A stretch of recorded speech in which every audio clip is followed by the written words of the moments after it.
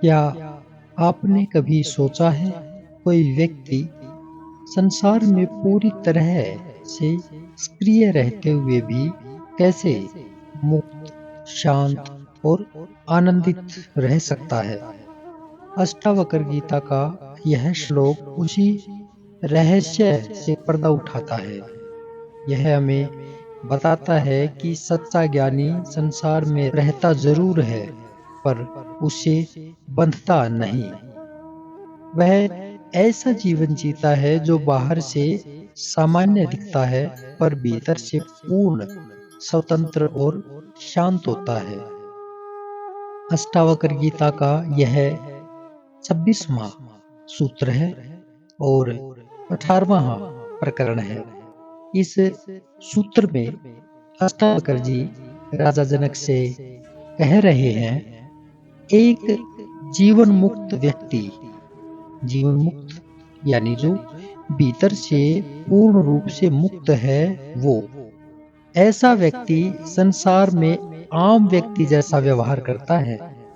वह खाता है, पीता है, बोलता है, हंसता है, लेकिन उसके भीतर कोई मोह या मैं कर रहा हूं ऐसा भाव नहीं होता। वह बाहर से एक साधारण व्यक्ति की तरह दिखाई देता है, पर भीतर वह पूर्ण ज्ञानी, निष्कलंक और मुक्त होता है। देखिए, मान लीजिए दो व्यक्ति एक जैसे कार्य कर रहे हैं। दोनों ही दुकान चला रहे हैं। पहला व्यक्ति हर ग्राहक से उम्मीद करता है कि वह ज्यादा खरीदे, ज्यादा लाभ दे।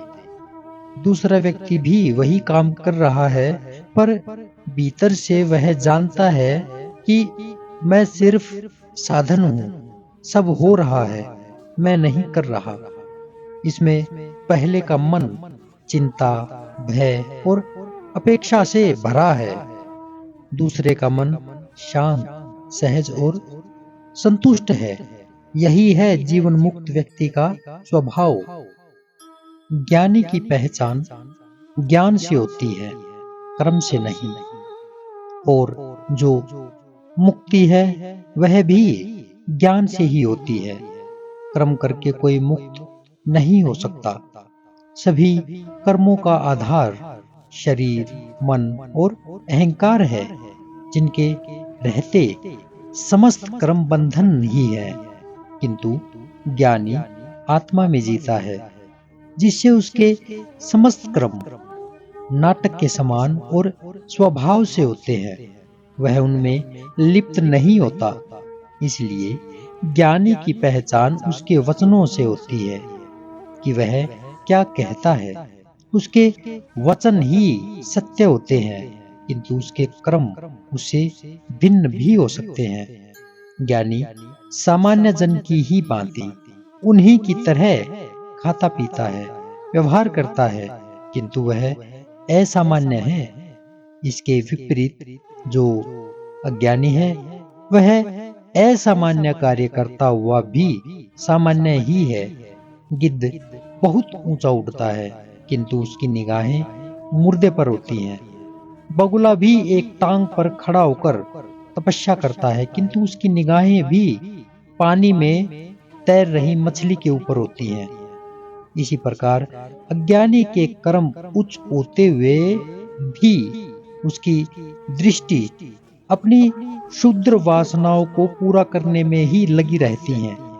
इसलिए अष्टावक्र जी कहते हैं, ज्ञानी और अज्ञानी के कहने और करने में अंतर होता है। ज्ञानी विवेक में जीता है, सत्य में जीता है, सृष्टि के एकात्मक भाव में जीता है, और सामान्य जन अहंकार, वासना और अपनी क्षुद्र स्वार्थों को पूरा करने में जीता है। यही भीतरी अंतर होता है। अज्ञानी के कर्म मूढ़तापूर्ण होते हैं, ज्ञानी मूढ़ नहीं होता। इसलिए वह संसार में रहकर भी सुखपूर्वक जीता है, शोभायमान होता है। अज्ञानी भी संसार में रहता है, किंतु दुखी रहता है। ज्ञानी की पहचान ज्ञान से होती है, कर्म से नहीं। अज्ञानी को कर्म से पहचाना जाता है, क्योंकि वह कर्म में जीता है, ज्ञान में नहीं। ज्ञानी ज्ञान में जीता है, कर्म में नहीं। तो अष्टावक्र कहते हैं, जीवन मुक्त व्यक्ति न तो कर्मों से बंधता है, न ही परिणामों से। वह संसार में होते हुए भी संसार से ऊपर होता है। उसका जीवन एक खिलते फूल की तरह होता है, जो सबको महक देता है, लेकिन स्वयं में ही स्थिर रहता है। वह वास्तव में सुखी है, वह वास्तव में शोभनीय है। इस श्लोक में हमें यह सिखाया गया है कि मुक्ति केवल गुफा में बैठने से नहीं, बल्कि अपने भीतर के जो कर्ता भाव है उसको समाप्त करने से आती है। अगले सूत्र में कल फिर मिलेंगे। तब तक के लिए नमस्कार।